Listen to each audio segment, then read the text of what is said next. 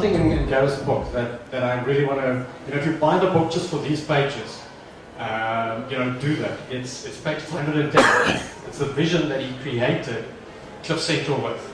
And the vision is about the big picture. And if we don't get the big picture, because the big picture is what takes the heart towards something. And I just want to read a little extract for you.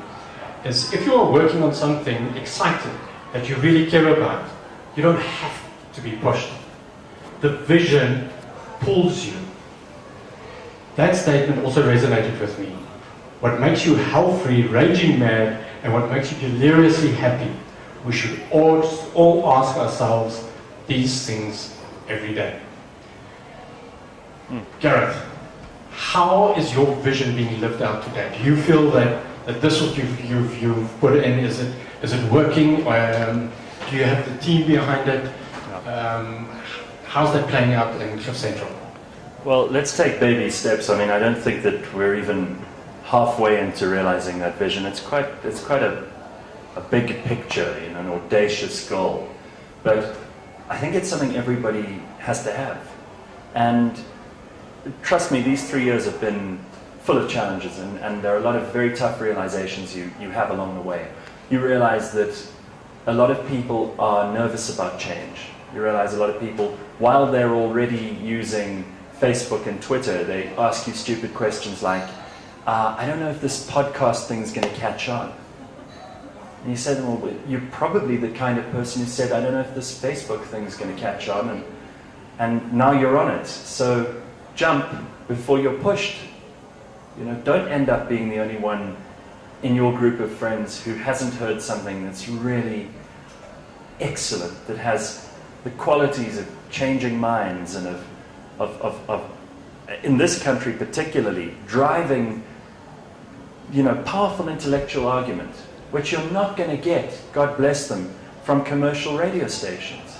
You're just not going to get it from them, because when you delve that deep, you upset too many people. And I've got to say, what I've been encouraged by is the quality of people who have been on our side from day one. It's amazing who comes out of the woodwork and stands by you when you're really driven to achieve something which I hope in this case with Cliff Central is a noble thing. At very least, something which I hope will be successful and will create opportunities for other South Africans. We've created shows for people who are rank amateurs, people who've never had any experience in radio before, young, talented girls and guys who have things to say, have stories to tell. I said to someone just today, if you think about human history, and this is no slight on books, we've only really been reading. The Gutenberg press was 500 or 600 years, 500 years ago. And before then, only a few monks could read, and they were read in Latin, so it wasn't in the common tongue. So reading is a novel thing for our brains, and reading in evolutionary terms is not the way that we get most of the useful information that we absorb on a daily basis. Hearing, listening, is actually far more valuable to us. It's how our ancestors used to pass down stories, pass down mythology, pass down important discoveries. These were the things that contributed to us being here and being able to print books and read them. So listening and the power of that storytelling and the tone of voice in which you do it is an extraordinarily, viscerally powerful thing, which we need to get back to mining effectively. If you're listening to rubbish, your brain will turn to rubbish.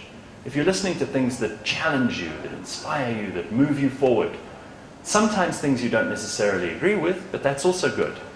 The definition of intelligence isn't how much you know. I think it's how much you want to know. And what better way to figure these things out than to listen to people who either have a different point of view to you or have something to add that you didn't know about. And those are the people I want to create a platform for on Cliff Central. So yeah, the vision is big.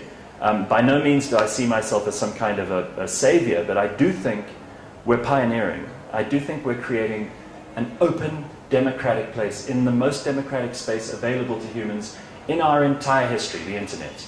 The internet is the one place that you can be you, even if you do have an egg for a Twitter icon. But you can be you. And even if you do just spew vitriol, if that is all you are, and that's how you will be known one day, then good for you, but you're being you. And for better or for worse, we want to create a content business, a content hub that creates that authentic, extraordinary, special, powerful, meaningful, valuable material that we can all hopefully benefit from, and where we can engage. The thing about our audience is they tell us immediately if they don't like something, and they tell us immediately if they do. And they call in, and they message us, and they tweet, and they WhatsApp, and they WeChat, and they do everything that modern people do when they communicate about things that they care about. That drives me, that keeps me going, and keeps me waking up every morning inspired and ready to fight. Excellent.